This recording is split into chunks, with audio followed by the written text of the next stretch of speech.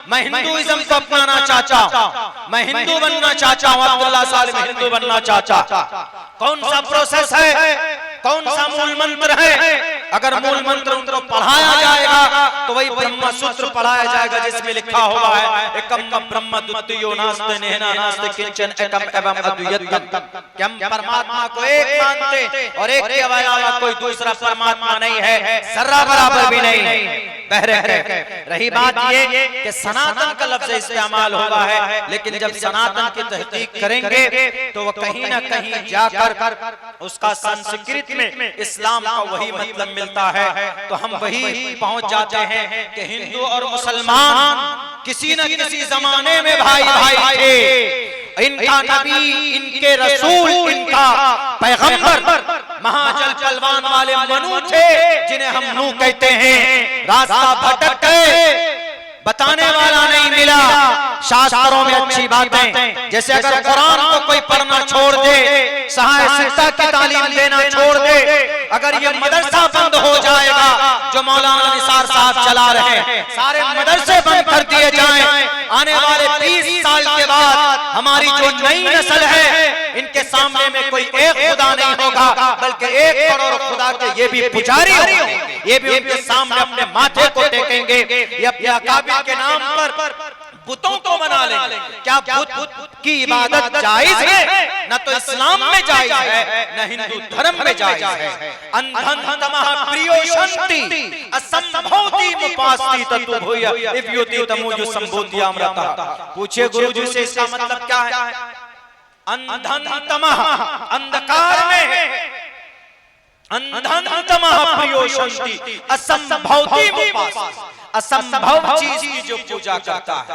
मिसाल के तौर पर कोई सूर्य को खुदा मान लेता है और सूर्य की पूजा करता है, असंभव सूर्य को। बहुत से लोग हवाओं को देवता मान लेते और हवाओं की पूजा करते हैं। बहुत सारे आदमी पानी को खुदा मान लेते, आग को खुदा मान लेते, मट्टी को खुदा मान लेते। असंभवती मुपास्ति, असंभव चीज की पूजा करना वादी अंधकार में है। इस्लाम दुनिया का सबसे पसंदीदा मजहब और धर्म है अल्लाह की नजर, इसमें कोई शक नहीं। एक जगह सवाल हुआ कि मौलाना, हर मजहब के लोग यही कहते हैं कि हमारा मजहब, हमारा धर्म सबसे अच्छा है, चाहे वो क्रिश्चियन हो, चाहे वो जुडाइज्म हो, चाहे वो सनातन धर्म हो, चाहे वो जैन, बौद्ध, कन्फ्यूशनिज्म, आशूरियु, शनुटू, दुनिया में जितने भी कौम और मजहब के लोग हैं, सबका यही कहना होता है कि हमारा मजहब इस जमीन पर सबसे बेहतर और अच्छा, और वो उसको मजबूत करने के लिए दलाइल भी पेश करते हैं अपने अपने शास्त्र और अपने अपने ग्रंथ और अपने अपने मजहबी धार्मिक पुस्तक से। उनमें से हम भी यही कहते कि हमारा मजहब दुनिया का सबसे बेहतरीन मजहब है। Islam is the best religion to the entire world. पूरी दुनिया का सबसे बेहतरीन मजहब अगर कोई है तो मजहब इस्लाम। दलील पेश करते हैं हम, कुरान से दलील पेश करते हैं, अहादीस से दलील पेश करते हैं, और हम ये कहते हैं कि कुरान दुनिया का सबसे मुसद्दक कलाम है, अंतिम संविधान है, अल्लाह का आखिरी कानून है, आखिरी निजाम है, आखिरी डिसीजन। और उसी कुरान पर हमारा अकीदा है। वही कुरान कहता है कि इस्लाम अल्लाह की नजर में सबसे बेहतर और पसंदीदा मजहब। तो अब यहाँ समझने की बात, अकल के नजरिए से हम कैसे मानेंगे कि इस्लाम सबसे बेहतर है? उधर से सनातनी धर्म गुरु आएंगे, वो कहेंगे कि सनातन सबसे अच्छा है। क्रिश्चियन आएगा, वो कहेगा कि बाइबल हम दलील में पेश किए, बाइबल सबसे अच्छा है। तो मैं ये कहता हूं, आज नहीं पिछले 5 साल से हम ये बात कह रहे हैं कि जितने भी धर्म दुनिया में पाए जाते हैं तकरीबन 350 मजहब बड़े मज़ाहिब पाए जाते हैं पूरी दुनिया में इस वक्त। नहीं लिखा है, नीचे आ जाइए हमारे ऋग्वेद, यजुर्वेद, सामवेद, अथर्ववेद में कहीं पर भी नहीं लिखा है, जहां तक मैं पढ़ा हूं, कि Sanatan is the best religion to the entire world. इन चारों ऑथेंटिक शास्त्र में ऋग्वेद, यजुर्वेद, सामवेद, अथर्ववेद, उनमें से ऋग्वेद सबसे ऊपर है। जैसे हमारा मुसलमानों का अकीदा कुरान के ताल्लुक से है, ऐसे हमारे सनातनी भाइयों का अकीदा उनका अकीदा अपने ईश्वरीय ग्रंथ के ताल्लुक से ऋग्वेद के बारे में, कि ऋग्वेद सबसे ऑथेंटिक और सबसे मजबूत उनके यहाँ ईशवाणी है, जो तकरीबन 4 या 5 हजार साल पहले किताबी शक्ल में वजूद में आई है। उससे पहले ऋग्वेद का मुसव्वदा नहीं था, किताबी शक्ल में नहीं, सीना बसीना चला आ रहा था। धर्म गुरु लोग, ऋषि मुनि लोग अवतार अपने शागिर्दों को बताते थे, वो उनको बताते थे, ऐसे चला आ रहा था। लेकिन उसमें नहीं लिखा है ऋग्वेद में कि सनातन, पहले बात तो ढूंढना मुश्किल हो जाएगा कि हिंदू धर्म, हिंदू धर्म जो हमारे भारत के अंदर हमारे बहुत सारे हिंदू भाई हैं, वो कहते हैं कि हमारा धर्म हिंदू है। हिंदू कोई धर्म नहीं। अगर अब्दुल्ला झूठ बोलता है तो दिल्ली से आए हुए हमारे गुरु जी हैं, ये मेरे भी गुरु है, इनसे पूछ लीजिए कि हिंदू कोई धर्म ऋग्वेद में नहीं, यजुर्वेद में नहीं, सामवेद में नहीं, अथर्ववेद में नहीं, यहाँ तक उपनिषद में नहीं, यहाँ तक पुराणों में नहीं, न भविष्य पुराण में, न कल के पुराण में, न मत्स्य पुराण में, न भागवत पुराण में, कहीं पर भी नहीं है कि हिंदू कोई धर्म है। सनातन का लफ्ज इस्तेमाल हुआ है, लेकिन सनातन का एग्जैक्ट तर्जुमा अगर आप उर्दू में कीजिएगा, सनातन के 3 वर्ड मिलते हैं। सनातन का मतलब शाश्वत और स्वभावनीयत, शाश्वत आता है, और शाश्वत का मतलब आसमान से जमीन पर आना, और स्वभावनीयत का मतलब होता है हमेशा से चला आने वाला मजहब। लेकिन हिंदू धर्म नहीं मिलेगा। बड़े बड़े रिसर्चर, बड़े बड़े राइटर जिन्होंने अपने ग्रंथों में लिखा है, अपनी हिस्ट्री की किताब में लिखी, उन्होंने ये बात 38 तारीफें की गई है हिंदू धर्म की, लेकिन कोई एक्सेप्ट नहीं है। हिंदू धर्म, I want to convert my religion into the Hinduism, मैं हिंदुइज्म को अपनाना चाहता हूं, मैं हिंदू बनना चाहता हूं, अब्दुल्ला साल में हिंदू बनना चाहता। कौन सा प्रोसेस है, कौन सा मूल मंत्र है?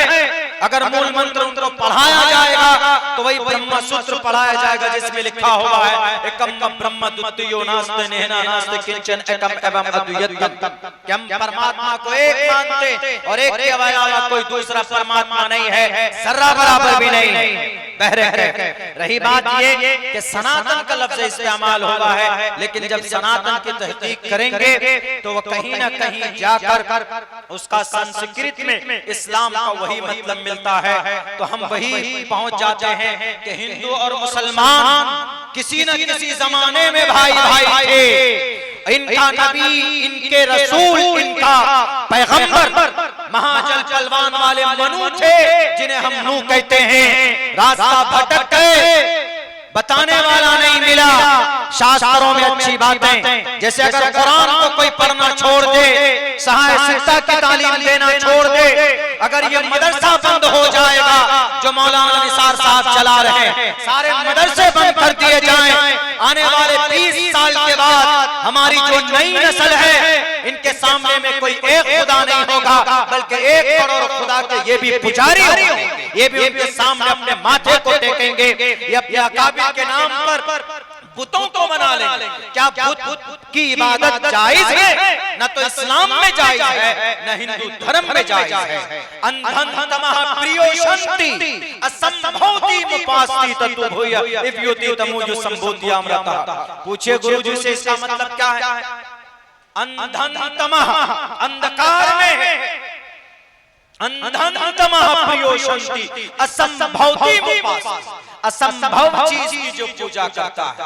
मिसाल के तौर पर कोई सूर्य को खुदा मान लेता है और सूर्य की पूजा करता है, असंभव सूर्य को। बहुत से लोग हवाओं को देवता मान लेते और हवाओं की पूजा करते। बहुत सारे आदमी पानी को खुदा मान लेते, आग को खुदा मान लेते, मट्टी को खुदा मान लेते। असंभवती उपास्ति, असंभव चीज की पूजा करना वो आदमी अंधकार में है। लेकिन अगर कोई आदमी कहता है कि हम तो असंभव चीज की नहीं करते जी, हम तो लो संभव की करते हैं। संभव का मतलब अब इन चारों चीजों से, हवा, आग, पानी, मट्टी से बनाकर एक बुत आपने बनाया, एक आपने प्रतिमा बना ली किसी की, एक आपने एक मुजस्समा, एक शक्ल बना ली किसी चीज की। अब उसकी पूजा करेंगे तो जायज? बिल्कुल जायज नहीं। असंभवती मुपास्ति ततो भूय इव्योति तमोयो असंभूतियामृतः। बहुत ज्यादा संस्कृत के बारे में तो गुरुजी बता ही सकते हैं। हम लोग तो संस्कृत हमारा फेवरेट लैंग्वेज नहीं है। हमारी फेवरेट लैंग्वेज तो अरबी है या हिंदी या उर्दू। इन चीजों को हम प्रीफर करते हैं, पसंद करते हैं। असंभूतियामृतः, या अगर कोई आदमी हवा, पानी, आग, मट्टी, आप देखेंगे जब कोई मूर्ति बनाई जाती है, मिसाल के तौर पर दुर्गे माता की कोई मूर्ति बनाता है तो उसके अंदर पहले कुछ लकड़ियां डालते, फिर ऊपर से मट्टी डालते। मट्टी डालने के बाद उसकी शक्ल बनाई जाती, उसको फिर कुछ दिनों तक आग में डाल, उसमें हवा में डाल देते सूखने के लिए, फिर धूप भी पड़ती, धूप से उसकी वो जब मजबूत हो जाती, उसके बाद कहीं कहीं आपने देखा होगा कि उसमें आग भी देते हैं, या आग के जरिए या धूप को आग मान लीजिए उसको सेकते हैं, उसको मजबूत बनाते हैं, तब जाकर उसको कहीं पर ले जाकर उसकी प्राण प्रतिष्ठा करते हैं, तब जाकर उसको कहीं पर रखते हैं, उनके सामने पूजा करते हैं, उनके सामने में मन्नतें मांगते हैं। अगर कोई आदमी हिंदू है तो कोई मूर्ति की, मुसलमान है तो किसी कब्र की पूजा करता है, देयर इज इक्वल, ये बराबर है।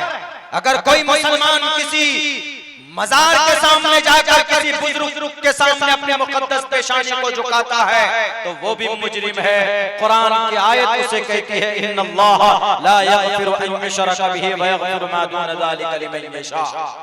वो भी मुजरिम, मूर्ति पूजा करने वाला अगर नास्तिक है, नॉट एक्सेप्टेबल है, ब्रह्मा के सामने, लॉर्ड के सामने, ईश्वर के सामने, तो कब्र के सामने पेशानी झुकाने वाला तू भी मुजरिम, तू मुसलमान नहीं हो सकता, तू भी गुनहगार है। खुदा का कुरान मना करता है, ईश्वरीय ग्रंथ वैद मना करता, तमः प्रियोशंस्य संभवति मुपास्ते ततो भूय इव्योति तमोयो संभूतियामृतः। वहां पर भी इजाजत नहीं दी गई। बहरकैफ चलिए, तो हिंदू धर्म कोई धर्म नहीं, असल में सनातन है। सनातन का एक्सप्लेनेशन करेंगे और इस्लाम का एक्सप्लेनेशन करेंगे तो आपको कहीं ना कहीं ऐसा नजर आएगा कि अरे यकीनन भटक गए हैं कुछ लोग रास्ते से, जिनको उनको सत्य मार्ग का दर्शन उनको कराना बहुत जरूरी है। तो ये भी अपनी दलीलें पेश करते हैं कि नहीं हमारा मजहब सबसे बेस्ट है। दलील क्या है? परमात्मा ने कहा, ब्रह्मा ने कहा, विष्णु ने कहा, शिव ने कहा, नहीं कहा। आ जाइए सिख धर्म में। सिख धर्म का गुरु कौन? गुरु नानक, गुरु गोविंद सिंह। 10 गुरु हैं। इनकी जो किताब, इन 10 गुरु को सिख मानते। सिख किसी अवतार को नहीं मानते, किसी ऋषि मुनि को नहीं मानते, सिर्फ एक ऐसी जात को मानते हैं, परमात्मा को, जिसकी कोई बॉडी नहीं है। एक ओंकारा सतनाम करता विरुद्ध नरवो नरवीर काल मूरत अजवनी से गुंगुर प्रसादी, ये उनका मूल मंत्र है। लेकिन सिख धर्म की तारीफ, सिख धर्म निकले कहां से? वेदों से, वैदिक धर्म से। गुरु नानक ने कहा कि अरे रे ये तो गलत है, वेद में कुछ और है, ये लोग कुछ करते कुछ और है। वहां पर कहा गया कि भाई अनेक ईश्वर देवी देवता की पूजा मत करो, मूर्ति पूजा मत करो, ये लोग मूर्ति पूजा करते हैं। वहां कहा गया कि गुस्सा मत करो, ये लोग मॉब लिंचिंग में लोगों को मार देते हैं। वहां कहा गया है कि अदावत मत करो पढ़े लिखे लोगों से, पढ़े लिखे लोगों को सर का ताज मानो। श्रीमद् भगवत गीता में है, बहुनाम जन्मनामन्ते ज्ञानवान माम पर प्रपद्यते वासुदेव सर्वमिति समात्मा सुदुर्लभा उदारा सर्व एवैते ज्ञानितात्मे वमय मतमास्तिता संयुक्तात्मा मामेव उत्तमाम गतिम। लेकिन यहाँ पढ़ा लिखा कोई मौलाना साहब आ जाते उनकी टाड़ी पकड़कर उनकी टोपी उतार कर उसको फिर थप्पड़ मारा जाता। इसीलिए गुरु नानक जी भ्रमित हो गए, बहुत ज्यादा नाराज हो गए। उन्होंने कहा कि नहीं हम अपना अलग रखेंगे। इसीलिए वो वैदिक धर्म से अलग हुए, वैदिक धर्म से जैन भी अलग हुए, वैदिक धर्म से बौद्ध भी अलग हुए। गौतम बुद्ध सिद्धार्थ इंसान था और महावीर जैन स्वामी भी इंसान था। आज तो भगवान खुदा मानने वाले आप गलत रास्ते पर हो। आपका खुदा एक इंसान था और इंसान खुदा हो सकता है? नहीं हो सकता। कुरान ने भी मना किया है, शास्त्रों ने भी मना किया। जो इंसान होगा वो खुदा नहीं हो सकता, इसलिए कि वो इंसान है। इंसान की कमजोरी होती है।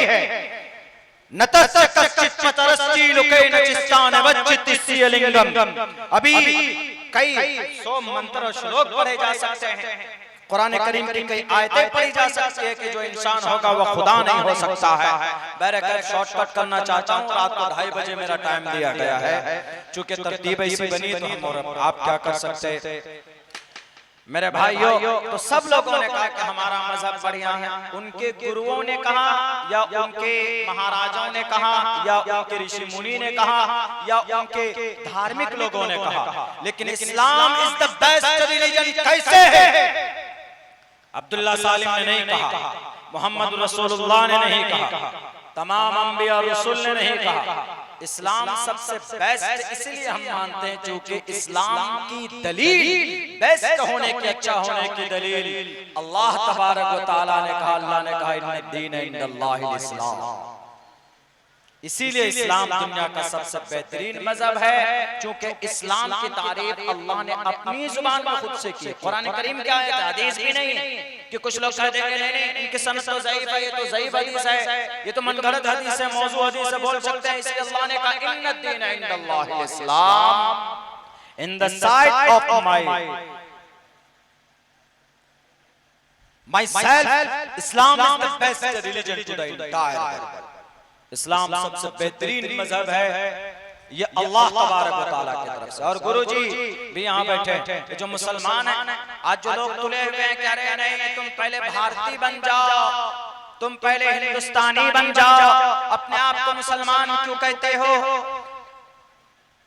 मुसलमान इनका नाम जो मुसलमान है ये भी नाम अल्लाह ने रखा है, किसी नबी ने नहीं रखा, अल्लाह ने खुद से रखा कि तुम्हारा नाम क्या होगा।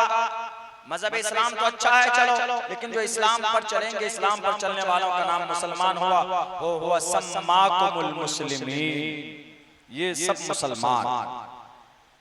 अब मुसलमान कौन, सच्चे पक्के मुसलमान कौन रहेंगे? कामिल मोमिन कौन रहेगा? पुख्ता मोमिन कौन होगा? मोमिन कामिल कौन होगा? सच्चा मोमिन कौन होगा? सच्चा मुसलमान कौन होगा? ये अल्लाह के नबी अलैहिस्सलातु वस्सलाम ने अपने हदीस में बताई कि सच्चा मुसलमान कौन है। और अल्लाह ने कुरान में कहा भी है वला तहिनु वला तहज़नु व अंतुमुल आलान, तुम ही सरबलंद रहोगे, लेकिन शर्त ये है कि तुम्हें मोमिन बनकर रहना होगा, मोमिन बनकर रहना होगा। मोमिन यानी अल्लाह तबारक व तआला के जितने भी इरशादात, अल्लाह के नबी के जो तरीके हैं, जो अतबार हैं नबी और रसूल को, उनके लाई हुई शरीयत को मानकर और उनको अमल करना अपनी जिंदगी के अंदर में, वही सच्चा मोमिन हो सकता है, कामिल मोमिन हो सकता, मोमिन बनकर वही रह सकता। नमाज छोड़ने वाला गुनहगार है, नमाज छोड़े और आप कहें कि मौलाना हम सरबलंद रहेंगे, हो नहीं सकता। जनाबे मोहम्मद रसूलुल्लाह वो थे जब मक्का फतह करने चले हैं तो आपने कहा कि इंतकाम की बात मत करना, हम सब माफ कर देंगे। आज इज़हबू अंतुम तुलका ला तसरीब अलैकुम अल-यौम, जाओ सबको माफ करता। कितने की तादाद थी? 10,000 लोग थे अल्लाह के नबी के साथ, पूरी ताकत थी। और ऐसे सहाबा जिनके बाजुओं में इतनी ताकत थी कि हजरत अली और अल्लाह के नबी खुद रुकाना के यहाँ कमर पर एक हाथ से उठाकर, जिसको अगर 40 आदमी ऊंट की खाल में जब बैठता था वो ऊंट की खाल को पकड़कर उठाते तो वो ऊंट की खाल फट जाती थी। उस रुकाना को अल्लाह के नबी ने एक हाथ उठाकर नीचे रखा था। आपको इतनी ताकत थी, तब भी जनाब मोहम्मद रसूलुल्लाह सल्लल्लाहु अलैहि वसल्लम ने किसी बच्चे का कोई बताए, इंसाइक्लोपीडिया वालों ढूंढ कर देखो नहीं बता पाओगे, और तारीख इब्न खुल्दून उठा कर देखो नहीं बता पाओगे, तारीख फरिश्ता देखो नहीं बता पाओगे कि मोहम्मद रसूलुल्लाह ने किसी भी मासूम आदमी का या किसी बच्चे का या किसी औरत को एक थप्पड़ मारा हो, कोई माय का लाल नहीं बता सकता। अल्लाह के नबी अलैहिस्सलाम ने कहा कि जाओ सबसे माफ करता हूँ, जाओ जिसने मेरे ऊपर जुल्म किया मैं सबसे माफ करता हूँ। इसलिए आप अलैहिस्सलाम की सिफत को गालिबन कुरान के अंदर कहा गया, अस्तो गुनः पुरुषम दीप्यन्ति प्रज्ञा चकोलम चदम शुरुतं चंपराकर्मश्च बहुभाषिता च दानम यथा शक्ति कृतज्ञता च। ताकत होने के बावजूद उन्होंने अपनी जानी दुश्मन को माफ किया। आप अलैहिस्सलाम के चचा सैयदुश शुहदा हमजा जिस्म के टुकड़े किए, सीना फाड़ कर हथेलियां निकाली गई, आपके उंगलियों के पोरवे काटे गए, नाक काट दी गई, आपके कान काट दिए गए, कलेजे को निकाला गया, आपके दिल को निकाला गया, गले का हार बनाया गया।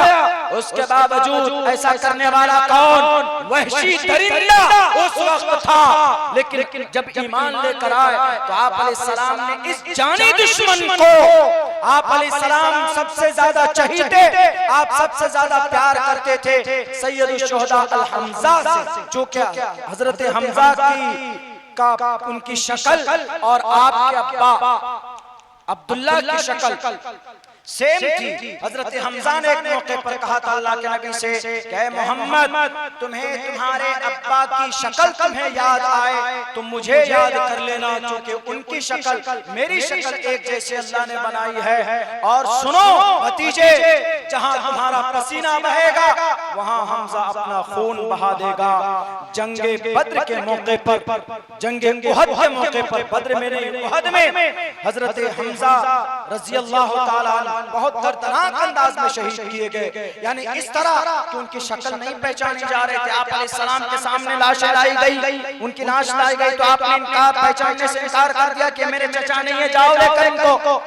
तब जाकर उनकी बहन ने पांव की उंगलियों के पोरवों से पहचाना कि हमजा, ये हमजा है। तब आपकी चीख निकल गई मोहम्मद रसूलुल्लाह की, आप गुस्से में आए, आपने कहा कि जालिमों, एक के बदले मोहम्मद इब्न अब्दुल्लाह 70 को लटकाएगा, एक के बदले 70 को मारेगा। लेकिन फौरन आवाज आई कि मोहम्मद आप एक के बदले 70 को नहीं मार सकते, एक के बदले इस्लाम में एक ही मार सकते हैं। इसी को किसास बोलते हैं। किसास ये वहां के लिए है जहां शरीयत इस्लाम नाफिज है, भारत में नहीं है। किसास इसी को बोलते हैं जिस अंदाज में उसने मर्डर किया है, जिस अंदाज में उसने कत्ल किया है, उसी अंदाज में आप मार सकते हो। अगर आप माफ करते हो तो इसका मकाम मर्तबा ज्यादा। तो आवाज आई अल्लाह की तरफ से, वैना क़ब्तुम फ़ाक़िबू बिमिस्लि मा उक़िबतुम बिही। ऐ मोहम्मद, आप एक के बदले 70 को नहीं मार सकते, एक के बदले एक ही को मार सकते हैं। आप 2 भी नहीं मार सकते, 3 भी नहीं मार सकते। लेकिन आप घबराइए नहीं, मैं जानता हूँ मोहम्मद रसूलुल्लाह आपका दिल बहुत टूटा है, आपका चहीता, आपके चहीते चचा को शहीद किया गया है। लेकिन आज क़यामत तक जितने भी शहीद होंगे, हजरत आदम अलैहिस्सलाम से लेकर अब तक और अभी से लेकर क़यामत तक, उन तमाम शहीदों में सबका सरदार अगर कोई होगा, वो देखो मैंने अर्श पे लिख दिया है सैयदुश शुहदा हमजा, तमाम शहीदों का सरदार हमजा रज़ी अल्लाह ताला अन्हु आपके चचा। तब आप अलैहिस्सलाम थोड़े मुस्कुराए, थोड़े खुश हो गए। लेकिन फिर भी दिल गुर्दे की बात होती है ना, चचा के कातिल को मारना, ये माफ करना दिल गुर्दे की बात होती। आया तौबा करने के लिए, माफी मांगने के लिए, और फिर इस्लाम कबूल किया। लोग कहते हैं कि जबरन इस्लाम कबूल कराया जाता है, बिल्कुल नहीं, 1 इंच नहीं। कोई बता दे कि किसी की गर्दन पर रखकर कलमा पढ़ाया गया। लोग मुस्लिम इम्पेरर पर इल्जाम लगाते हैं। 800 साल तक, बल्कि 650 साल तो लगातार, 350 साल तो लगातार, 800 साल तक भारत के अंदर मुस्लिम इंपेयर की हुकूमत रही। उसमें कुछ अच्छे भी आए, कुछ बुरे भी आए। अगर वो इस्लाम का प्रचार करते तो 850 साल में पूरे भारत के अंदर एक भी घर नहीं बनता ऐसा जिसके अंदर कलमा पढ़ने वाला ना हो। लेकिन पूरी दुनिया जानती ये जाहिल अनपढ़ बेवकूफ जो कहते हैं कि मुस्लिम इंपेयर ने भारत के अंदर इस्लाम को नाफिज किया और इस्लाम का प्रचार किया। कोई भी बादशाह होता है वो अपनी गद्दी के लिए राजनीति करता, मजहब के लिए नहीं करता, धर्म के लिए नहीं करता। आज देख लीजिए कितने नेता जो धर्म का नाम लेकर धर्म को बेचते हैं, श्री रामचंद्र जी का नाम लेकर धर्म को बेचते हैं, कलमे का नाम लेकर मजहब इस्लाम को बेचते हैं। क्या शास्त्रों में यही लिखा कि मोब लिंचिंग करो? शास्त्रों में लिखा है अहिंसा सत्यम करो दस्तयागा शांति रपैशनम दया भुलेश्वर लूट चापला। अरे गुस्सा करने की परमिशन नहीं है इस मंत्र में, गुस्सा करने की परमिशन नहीं है। यहाँ तो दंगा करा दिया जाता है जनाब, ट्रक भर भर कर लेकर जाते हैं, लोगों को पहुंचाते, वो दारू, वो चिकन, वो मटन खिलाया जाता है, तब जाकर घरों को आग लगा दिया जाता। क्या ये धार्मिक काम सनातन धर्म की कौन सी किताब में सिर्फ राक्षस को मारने की परमिशन है? राक्षस को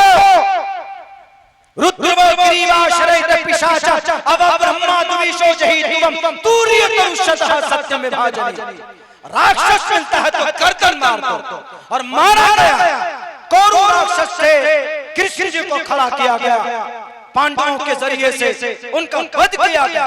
रावण राक्षस था, राम को खड़ा किया गया। अंधकासुर राक्षस था, काली माता को खड़ा किया गया। दुर्गम राक्षस था, दुर्गा को खड़ा किया गया। राक्षस को मारने की परमिशन है, टोपी दाढ़ी वाले को मारने की परमिशन नहीं। धर्म के अंदर इसकी इजाजत नहीं है। धर्म को बेचने वाले हैं, बेचते हैं, सबने बेचा है, चाहे मुस्लिम इंपेयर हो, मुगल सल्तनत का कोई बादशाह हो या हिंदू धर्म का कोई राजा हो। इसीलिए कहा गया कि राजा तो धर्म से तो इस्यात प्रजा नाम चौपकार का है। राजा तो ऐसा कानून बना जिससे लोगों को तकलीफ नहीं होनी चाहिए, और हकीकी राजा वही होता है जो आवाम के फायदे के लिए कानून बनाता है। राज्यम धर्मेण यो भारतास राज्यानात्यज्ञ स्मृता, ऐसा कानून बनाता हकीकी राजा वही होता। जनाब मोहम्मद रसूलुल्लाह ने ऐसा किया। आज अल्लाह के नबी अलैहिस्सलाम चाहते थे पीस, अमन और शांति। आए 10,000 लश्कर लेकर मक्का में, आप अलैहिस्सलाम ने कहा कि मैं माफ करता हूँ, इसको पीस बोलते हैं, इसको अमन और शांति बोलते हैं। आज तो बच्चों को मार दिया जाता है जनाब। इस्लाम को लोग बदनाम करते हैं, हालांकि इस्लाम में जो जंग के जो क़वानीन है वो दुनिया में शायद किसी मजहब के पास ना हो। अल्लाह के नबी अलैहिस्सलातु वस्सलाम ने कहा भी एक मौके पर कि अगर जंग की नौबत आ जाए, पहली बात तो जंग की इच्छा से आप अलैहिस्सलाम ने मना किया कि जंग की ख्वाहिश मत करो, बहुत खराब चीज। लास्ट दहलीज में, अंतिम पायदान में, जब नई मामला हल हो रहा है, तुम्हारे सर पर आ गया है, राक्षस आ चुका है तुम्हारे सर पर, अब तुमको सर उठाना होगा, हाथ को हिलाना होगा, तब करो। हाँ, तब फिर करो तो भागो मत। पहले बात तो जंग की इच्छा मत करो, अल्लाह के नबी ने कहा, उसकी तमन्ना मत करो, खराब है। लेकिन अगर वो आ जाए, कोई राक्षस आ जाए, तो उसके बाद फिर सामने उसका मुकाबला करो, डट कर भागो मत। लेकिन सुनो, उसी से जंग करना जिसके हाथ में तलवार हो, यानी जो लड़ने वाला है। अगर सामने में कोई औरत आ जाए तो उसको छूना तक भी नहीं, कोई बच्चा आ जाए तो उसको टच भी मत करना, कोई बूढ़ा आ जाए तो उसको भी जुल्म का शिकार मत बनाना। अगर कहीं पर कोई खेत खलियान आ जाए, ये मोहम्मद रसूलुल्लाह के आदेश है, जंग के क़वानीन है, इस पर अमल होता नहीं होता बम बरसा।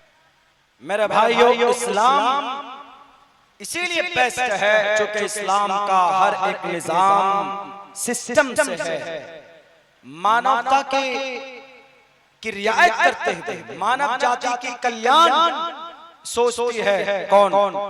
इस्लामिक शरीयत। लेकिन यह है कि आज हर तरफ से लोग इसी को बदनाम करते हैं, इसी को बदनाम करते हैं।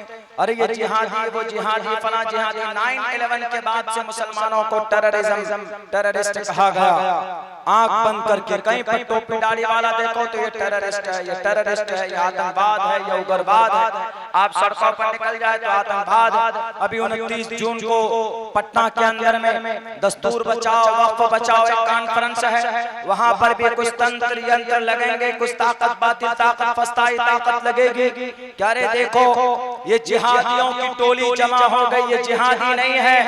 जरा ईमानदारी से बताइए, नया जो कानून बना है, यानी नया कानून अमेंडमेंट करके जो बनाया गया वक्फ की प्रॉपर्टी के ऊपर जो कानून बना है, क्या ये भारत के संविधान के खिलाफ है कि नहीं है? मैं प्रूफ करता हूं थोड़ी देर में, उसके बाद मैं अपनी जगह लेता हूं, इसलिए कि माइक बहुत आवाज खींच रही है, वरना मेरी आवाज इतनी बैठती नहीं, बड़ी दिक्कत हो रही है ये माइक की प्रॉब्लम की वजह से। वक्फ के भारत के अंदर 32 वक्फ बोर्ड, सिर्फ संशोधन किसमें की गई? Muslim Waqf board. 32 वक्फ बोर्ड, हिंदू वक्फ बोर्ड है, सिख वक्फ बोर्ड है, जैन वक्फ बोर्ड है, क्रिश्चियन वक्फ बोर्ड है, बौद्ध वक्फ बोर्ड है, कन्फ्यूशनिज्म वक्फ बोर्ड है, वक्फ बोर्ड सब में सिर्फ संशोधन किसमें की गई? Muslim Waqf board. तो आर्टिकल नंबर 14 के खिलाफ, इक्वालिटी बिफोर लॉ और the equal protection of the laws within the territory of India, article number 14। इसके अंदर 9 मेंबर 11 मेंबर बोर्ड में होते हैं, सेंट्रल वक्फ काउंसिल में कुछ ज्यादा होते हैं, उनके अंदर हिंदू मेंबर भी होंगे। जितने भी वक्फ बोर्ड है, सिख वक्फ बोर्ड है तो सिख ही उसका मेंबर होगा, मुस्लिम नहीं हो सकता। तो हिंदू वक्फ बोर्ड है तो हिंदू ही उसका मेंबर होगा, मुस्लिम नहीं हो सकता। जब उसके अंदर संशोधन नहीं तो आप इसके अंदर क्यों संशोधन कर रहे हैं? आपने क्यों लाया कि इसमें गैर मोमिन भी वो मेंबर होगा? इस पर तो सुप्रीम कोर्ट ने अभी स्टे भी लगाया है इस शिक के ऊपर। तो ये आर्टिकल नंबर 15 के भी खिलाफ है, जिसके अंदर कहा गया prohibition of discrimination on grounds of religion, धर्म के आधार पर कानून बनाना अपराध है। इसीलिए हम लोग चीख कर कहते हैं वजीर दाखिला साहब भारत के संविधान को ज्यादा पढ़ते तब जाकर कोई कानून बनाते। ये खुला वायलेशन ये 2 आर्टिकल का 14 और 15। इसीलिए जो हमारे उलमा हमारे मिल्ली जमात जो सड़कों पर है, ये इनको सिर्फ आपत्ति इस बात पे नहीं है कि हमारे वक्फ बोर्ड में क्यों संशोधन किया गया। आप करते, अगर कोई कमी थी तो जरूर कीजिए, हम आपके साथ हैं। लेकिन आप इसके अंदर रेसलिज्म दिखा रहे हो, असबियत दिखा रहे हो, भेदभाव दिखा रहे हो। आप कहते कि जितने भी 32 औकाफ के बोर्ड हैं, वक्फ बोर्ड है, उन 32 के अंदर ये चीज लागू होगी जो लाने जा रहे हैं हम, तो किसी को कोई आपत्ति नहीं होगी। क्यों?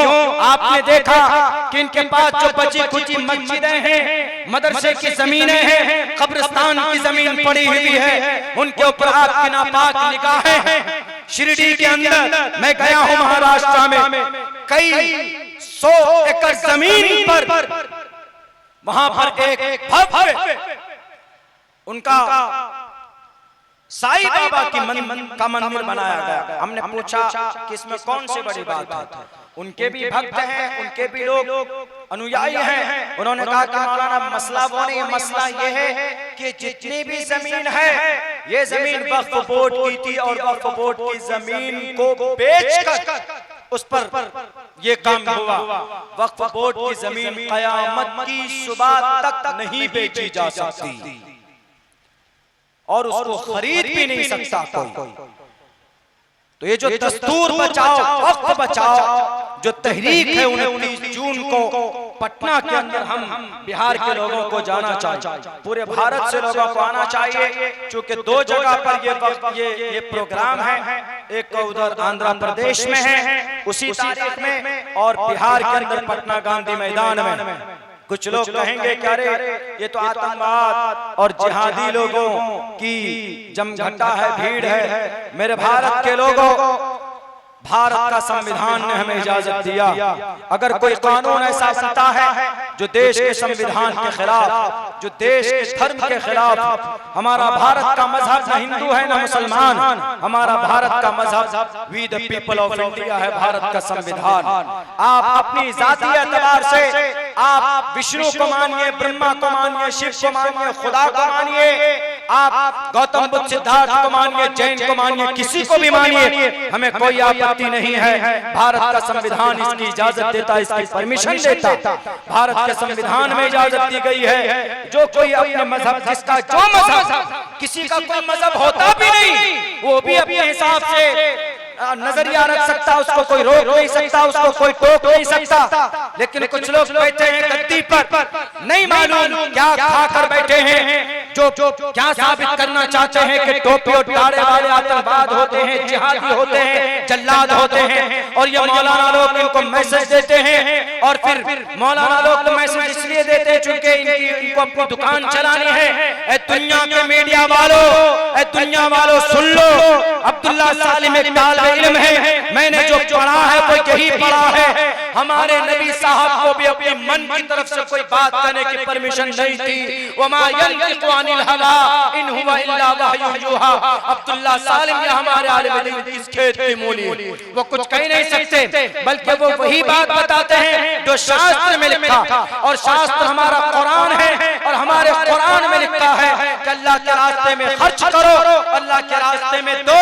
हम देते हैं, हमारे पूर्वज ने दिया है, हमारे पूर्वज ने जमीनें दान की है, हमारे पूर्वज ने बड़े बड़े बिल्डिंगें दान की है, उसी को दान और उसी को वक्त बोलते हैं। और इत्तिफाक से श्रीमद् भगवत गीता में भी है ये दान।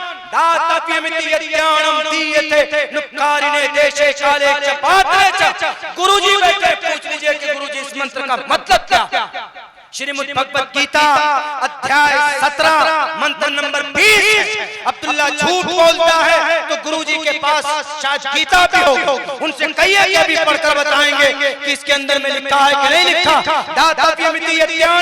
अगर कोई जरूरतमंद है उसकी जरूरत पूरी करना दान, अगर समाज में कोई गरीब बच्ची है उसकी शादी कराना दान, अगर समाज में कोई गरीब आदमी है तो उसके सर पर छत देना, या कोई यतीम मिस्कीन बच्चा है उसके सर पर दस्ते शफ़क़त रखना, ये दान। और दान का बहुत बड़ा महत्व हुआ करता। इसी दान को कुरान ने कहा, इसी दान को शरीयत ने कहा, अल्लाह के रास्ते में वक्फ कर देना। हमारा कोई भी मसला, हमारा कोई भी काम कुरान और शरीयत के बगैर नहीं होता। अगर होता है तो हमारे उलमा सबसे पहले उसमें फतवा देते हैं कि दिस इज इल्लीगल, ये शिर्क है, ये बिदअत है, उसको चलने नहीं देते। उलमा अपनी तरफ से कुछ नहीं कहते, बल्कि मज़हब इस्लाम की खासियत है। आज जो मज़हब इस्लाम का हर पैगाम सही, सालिम, दुरुस्त अभी तक है, उसकी वजह यह है कि हमारे उलमा जिंदा है, अल्हम्दुलिल्लाह।